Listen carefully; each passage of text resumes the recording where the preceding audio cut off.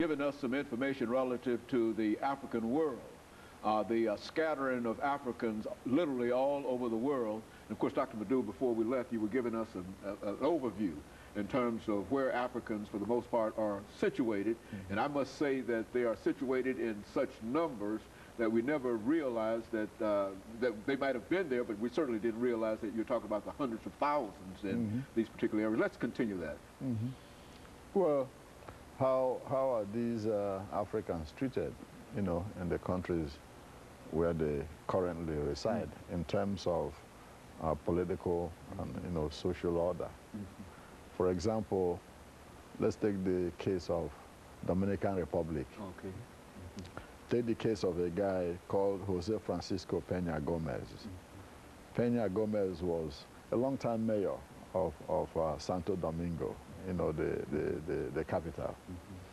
His parents were Haitian, so he's very black, But he was the most popular politician in the country.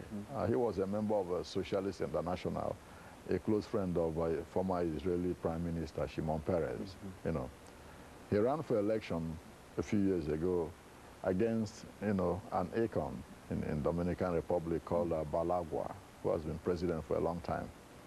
He won the election. Everybody knew he did.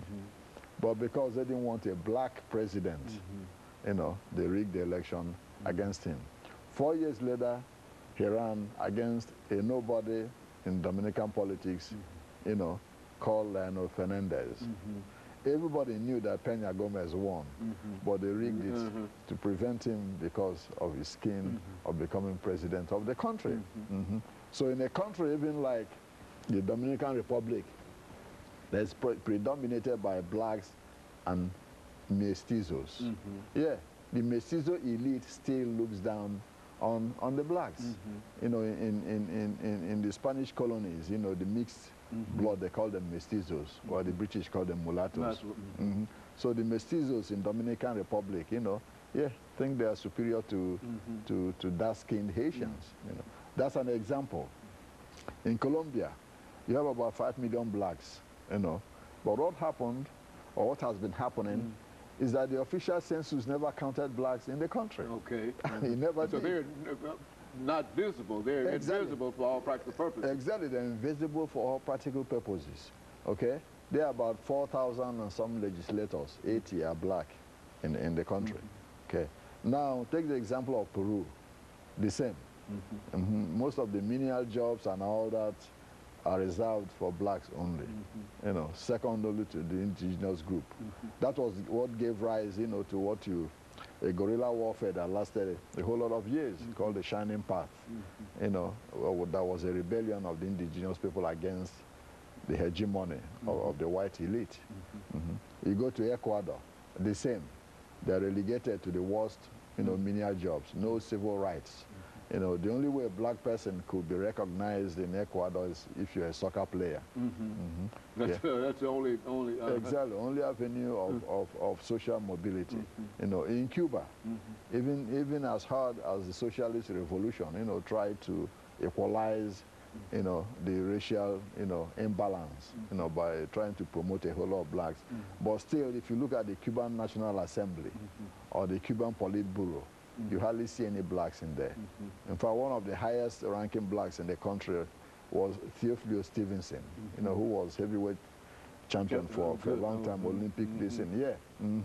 So apart from him, you have very few blacks of standing in Cuba, despite attempts by Fidel Castro, to rectify that.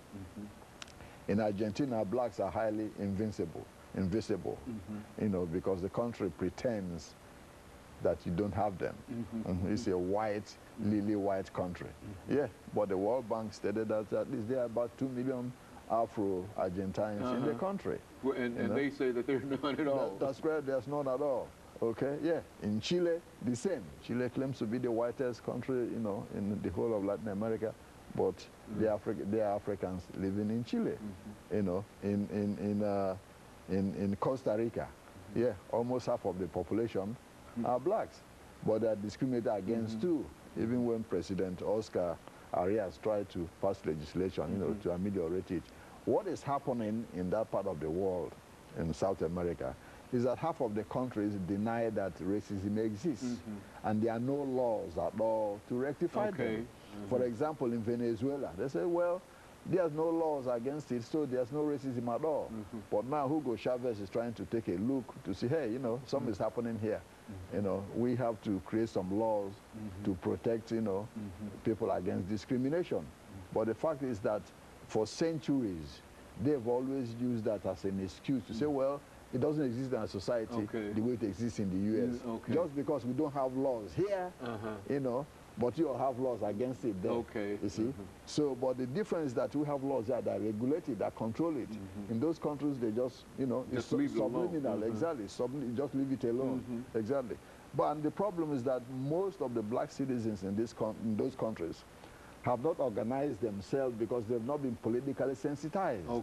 You see, because they are poorly educated, they lack the resources and all that that African Americans had here to fight, you know, for civil rights.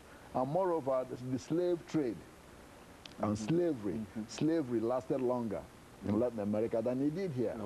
So after it ended, you know, the slow pace of changes, you know, is hard to come by. And that's precisely what is happening now, you know. So in some countries, they are trying to pass legislation to control it. But then centuries-old habits, you know, die hard. In Nicaragua, the same thing. You know, the new president, you know, is trying to pass some laws against discrimination against blacks, you know, who live in Bluefields and all these places. El Salvador, the same. You know, they try to, they don't have laws against it because they deny that it exists. That it exists in their society. So you can't pass a law against something that doesn't exist. You see, yeah, in Honduras, the Garifuna blacks are, you know, rebelling very hard now against discrimination against them. You see, so. But then go to the Middle East, it's a different story. Yeah, most of them say, well, you know, under Islam and under Allah, everybody's equal. Yeah, but underneath, blacks in those societies have been discriminated heavily. Yeah, even in Libya. Libya's Colonel Gaddafi wants to be, you know, the leader of all Africa. But in his country, his people were slaughtering, you know, blacks, and he didn't do anything about it than expel them. Okay, and of course, Dr. LMadu, we're getting ready for our second commercial break, and then we'll come back and we'll continue this. But it is surprising that Africans are scattered, literally scattered all over the world, as you're indicating, yet there's one thing that's central, and that is discrimination against them wherever they are. Of course, we'll be back with our audience following this very, very short commercial break. We're talking to Dr. LMadu.